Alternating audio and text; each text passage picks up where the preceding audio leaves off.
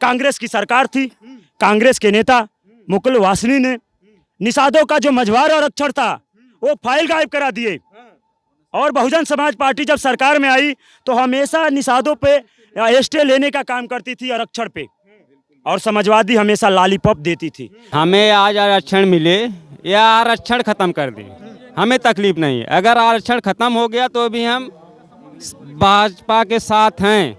अगर आरक्षण नहीं खत्म हुआ, हमें आरक्षण नहीं मिले तो हम भाजपा के साथ नहीं रहेंगे। कि जब तक आरक्षण नहीं तब तक 2022 में वोट नहीं।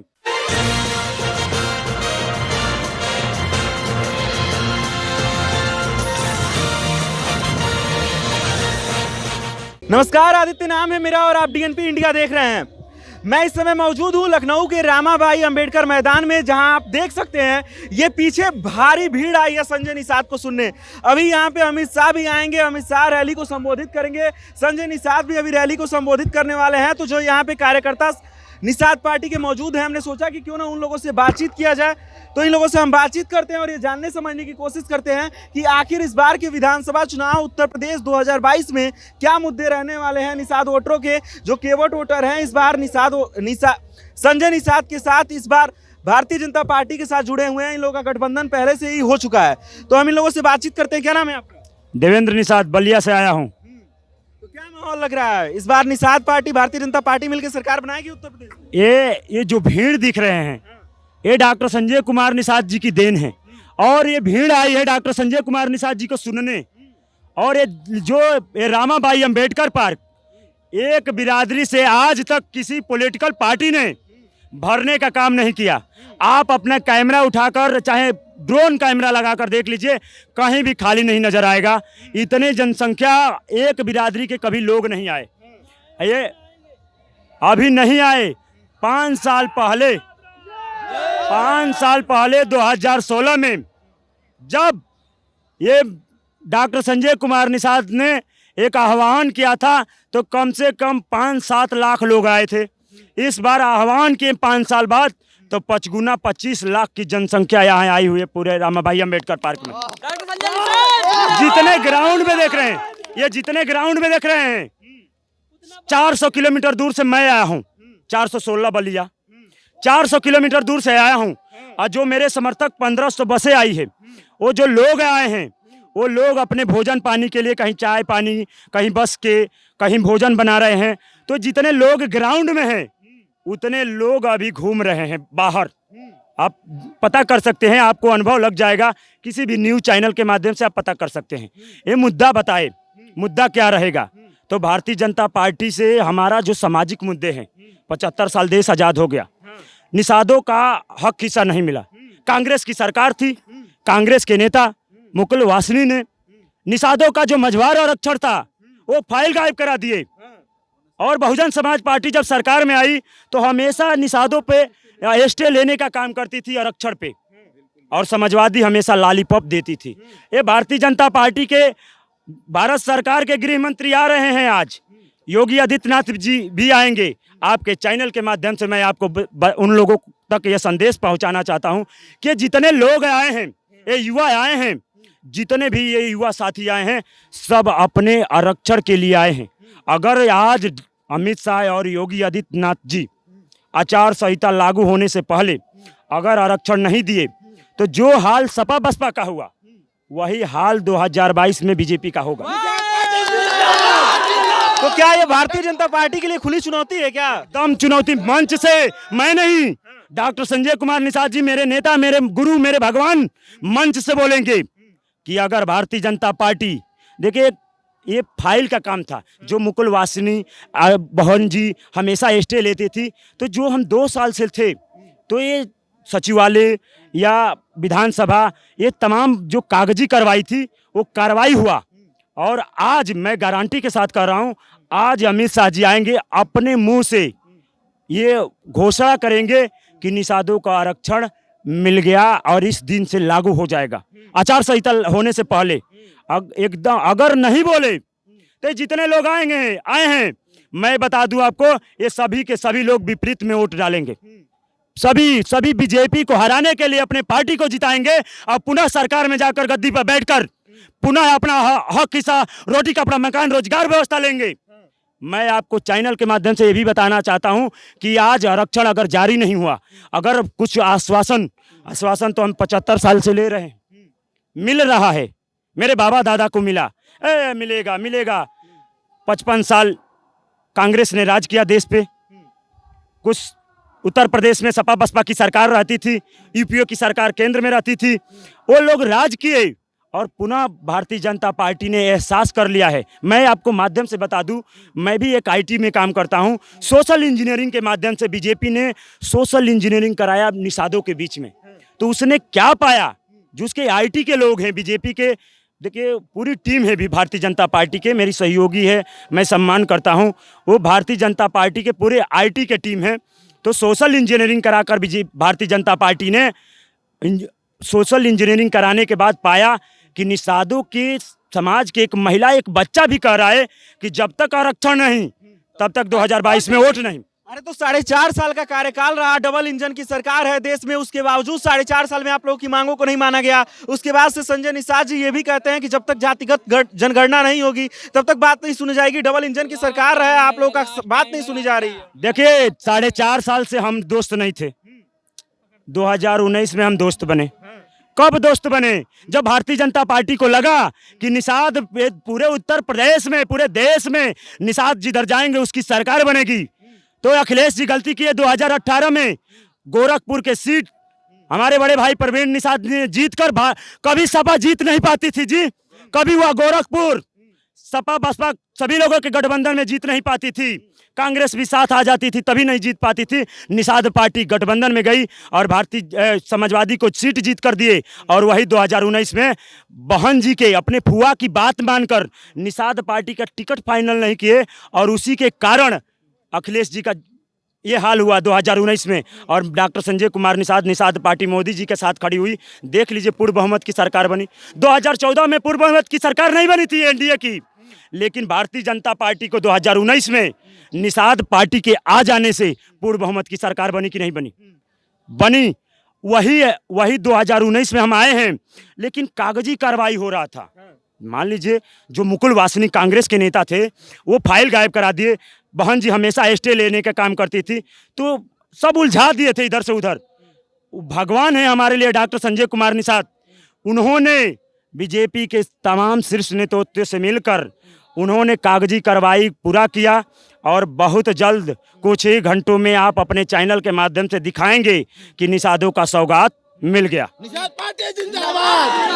अच्छा ये बताइए कि 2019 के चुनाव के समय जब प्रवीण निषाद पहले वहां की सीट गोरखपुर की जीत चुके थे, भारतीय जनता पार्टी के साथ गठबंधन हुआ, उसके बाद उन्हें हटा के वहां से बस्ती भेज दिया गया, इसके पीछे वजह क्या थी? भारतीय जनता पार्टी वहां चुनावी फायदे के लिए उनको अपने साथ गठबंधन, चुनावी फायदे नहीं, चुनावी फायदे के लिए नहीं, क्योंकि भारतीय जनता पार्टी हम लोगों को जीतने वाला सीट कहीं भी हमको दे दे, कोई भी, कहीं आप कहीं भी 75 जिले में कहीं भी निषाद पार्टी का मैं कह रहा हूँ आरक्षण दे, और 75 जिले में कहीं भी टिकट दे, निषाद हर विधानसभा, हर सेक्टर में, हर बूथ पर है, हर विधानसभा में निषादों का वोट है। तो भारतीय जनता पार्टी वो दी थी, लेकिन क्या निषाद पार्टी और प्रवीण निषाद जीते कि नहीं जीते? आप बताइए, जीते कि नहीं जीते? उतना परसेंटेज वोट का परसेंटेज गिर गया ना, वोट का परसेंटेज गिरा, लेकिन उतने बड़े नेता थे, बाहुबली कहे जाते थे। हाँ, कुशल तिवारी बाहुबली कहे जाते थे ना, उत्तर प्रदेश के बाहुबली हैं, लेकिन क्या उनको मात देकर जीते कि नहीं जीते? 29 साल का युवा जीता कि नहीं जीता? तो देखिए भारतीय जनता पार्टी का हमारा जो सामाजिक मुद्दा था, मैंने पहले बताया कि कांग्रेस के जो नेता थे मुकुल वासनी, हमारे निषाद समाज के फाइल को गायब करा दिए थे, बहन जी हमेशा स्टे लेने का काम करती थी, तो एक कागजी कार्रवाई उलझा दिए थे, तो उसी का मुद्दा हल हो चुका है। आज अमित शाह जी आएंगे, योगी आदित्यनाथ जी आएंगे, और उसके बाद से ये जितने भी, मैंने पहले कहा, अपने कैमरा के माध्यम से आप घुमा कर आए गए हैं कि भीड़ देख लिए कि लोगों को जाने की जगह नहीं है, इतने लोग आए हैं, जितने लोग ग्राउंड में हैं उससे ज़्यादा अपने बस, अपने गाड़ी की तरफ घूम रहे हैं, कोई भोजन बना रहा है, कोई चाय पानी के लिए गया है। यानी 5 साल पहले जितने लोग आए थे उससे 5 गुना लोग आए हैं। यानी निषाद पार्टी और निषाद समाज डॉक्टर संजय के कहने पे अब चलने वाला है। पुनः अब कोई किसी के कहने पे चलने वाला नहीं है। तो क्या चुनाव से पहले अगर आप लोग की आरक्षण की बात नहीं मानी जाती है तो ये गठबंधन टूट भी सकता है क्या? अगर भारतीय जनता पार्टी, मैं आपके पहले बता दूं कि भारतीय जनता पार्टी अगर हमारे सामाजिक मुद्दे आरक्षण नहीं हल करती है तो जो हाल सपा बसपा का हुआ था, देख लीजिए सपा बसपा कहाँ पे है, कांग्रेस का हुआ था, वही हाल भाजपा के भी होगा, क्योंकि निषाद समाज के लोग इस बार बर्दाश्त करने वाले नहीं हैं। जब तक आरक्षण नहीं तब तक वोट नहीं। तो आज आरक्षण मिलेगा। मैं आपके चैनल के माध्यम से पुनः आप भी ये दिखाएंगे, आप अपने चैनल के माध्यम से, कि अमित शाह जी कैसे आरक्षण दे रहे हैं और डॉक्टर संजय कुमार निषाद की देन से मिल रही है, किसी निषाद समाज के नेता के देन से नहीं, ये डॉक्टर संजय कुमार निषाद की देन से मिल रही है। डॉक्टर संजय ने हमको पढ़ाया, इन युवाओं को पढ़ाया। कोई आरक्षण के बारे में नहीं जानता था, कभी हम भी कहीं आईटी में कहीं दूसरे जगह काम करते थे, लेकिन डॉक्टर संजय कुमार निषाद ने ज्ञान दिया। आज आपके माध्यम से मैं बोल रहा हूं, आपके चैनल के माध्यम से आपके दर्शक भी देख रहे हैं, ये डॉक्टर संजय की देन है, ये डॉक्टर संजय की देन है। इन युवाओं को पढ़ाया, इन्होंने बताया, जानकारी दिया। तो यही मैं कहूँगा कि 2022 में भारतीय जनता पार्टी हमारा आरक्षण देगी, आचार संहिता लागू होने से पहले, और पुनः भारतीय जनता पार्टी की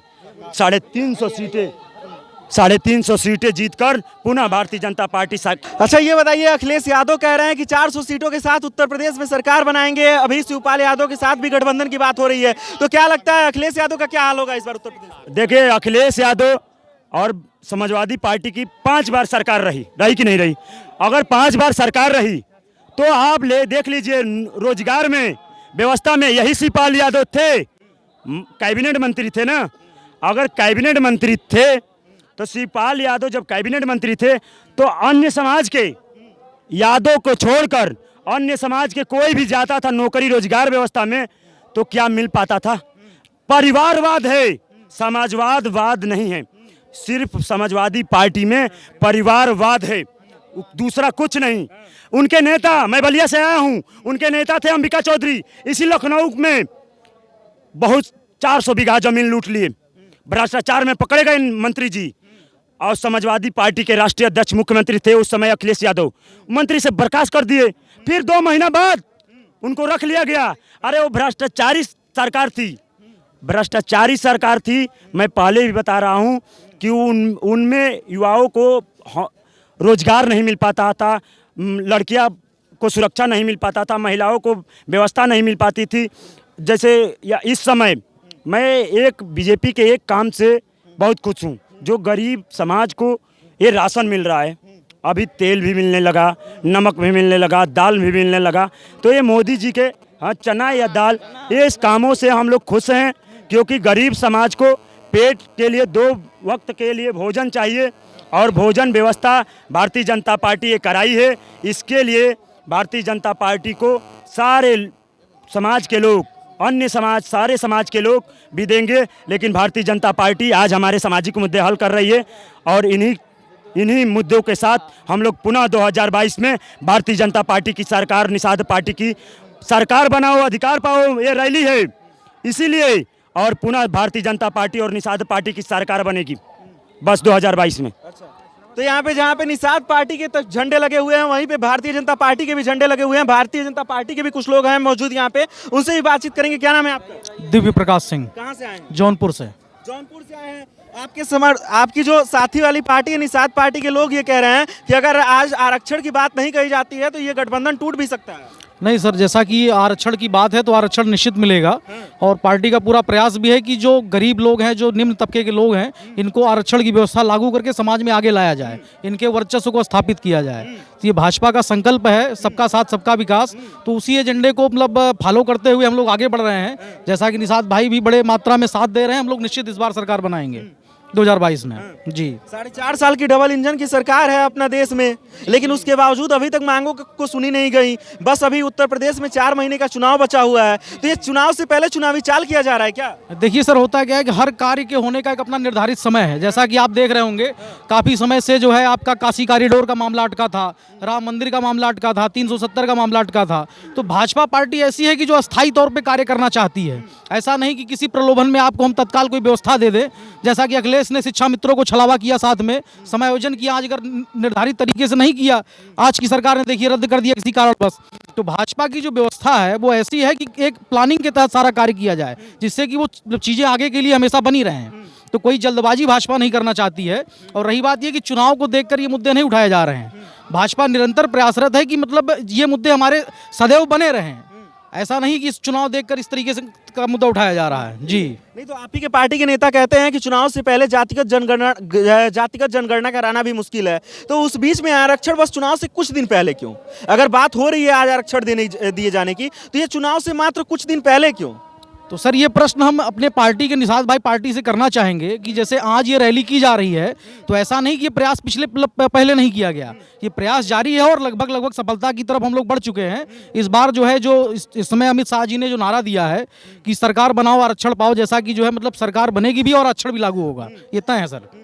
नहीं तो कुछ लोग ऐसा कह रहे हैं कि आज अगर इसकी बात नहीं की जाती है, यानी कि चुनाव से पहले इसकी बात नहीं की जाती है, तो ये गठबंधन टूट सकता है। नहीं देखिए सर, गठबंधन नहीं टूटेगा, गठबंधन बहुत अटूट तरीके से है। माननीय श्री संजय निषाद जी हैं, बाकी जैसा कि पार्टी के शीर्ष नेतृत्व के लोग हैं, तो गठबंधन नहीं टूटेगा और आरक्षण भी 100% लागू होगा। तो इसमें कहीं से कोई नकारात्मक बात नहीं आ रही है सर। क्या नाम है? मेरा नाम है जगदीश प्रसाद निषाद। कहाँ से आए हैं? मैं जिला बहराइच से आया हूँ। क्या मुद्दे रहेंगे इस बार विधानसभा चुनाव के? इस समय हमारी ये ध्येय है कि अगर आरक्षण के पहले, ये चुनाव के पहले अगर आरक्षण फाइनल होता है तो हम लोग गठबंधन में रहेंगे, नहीं तो हम निषाद पार्टी अलग बनाएंगे और हम जितने निषाद लोग हैं सब इकट्ठा होकर अलग पार्टी बनाएंगे। और अगर ये तो आप लोग की है ही पार्टी है ही है, अगर ये हमारा आरक्षण नहीं फाइनल हुआ तो हम लोग अलग ही रहेंगे। मतलब कि संजय जी से भी अलग चले जाएंगे? संजय जी से, संजय को नहीं बता रहा हूँ, साथ रहेंगे। मैं संजय के साथ रहूंगा, मैं निषाद बिरादरी का हूँ। हम संजय के साथ रहेंगे, उनके दिशा निर्देश में काम करेंगे। अगर ये जो वादा पहले से भाजपा कर चुकी है केंद्र और राज्य की गवर्नमेंट, ये फाइनल हो जाएगा तो हम लोग भाजपा से गठबंधन रखेंगे। देखिए हमारी दो बातें हैं, हमें आज आरक्षण मिले या आरक्षण खत्म कर दें, हमें तकलीफ नहीं है। अगर आरक्षण खत्म हो गया तो भी हम भाजपा के साथ हैं। अगर आरक्षण नहीं खत्म हुआ, हमें आरक्षण नहीं मिले, तो हम भाजपा के साथ नहीं रहेंगे। हम अपने डॉक्टर संजय निषाद के माध्यम से ही वोटिंग करेंगे। तो ये निषाद पार्टी के समर्थक थे, कह रहे थे कि अगर इन लोगों की आरक्षण की बातों को नहीं माना जाता है तो आगामी विधानसभा चुनाव में ये भारतीय जनता पार्टी के खिलाफ भी जा सकते हैं। लेकिन अगर इन लोगों की मांगों को माना जाता है तो इस बार के विधानसभा चुनाव उत्तर प्रदेश 2022 में ये लोग भारतीय जनता पार्टी के साथ रहेंगे और कमल खिलाने का काम करेंगे।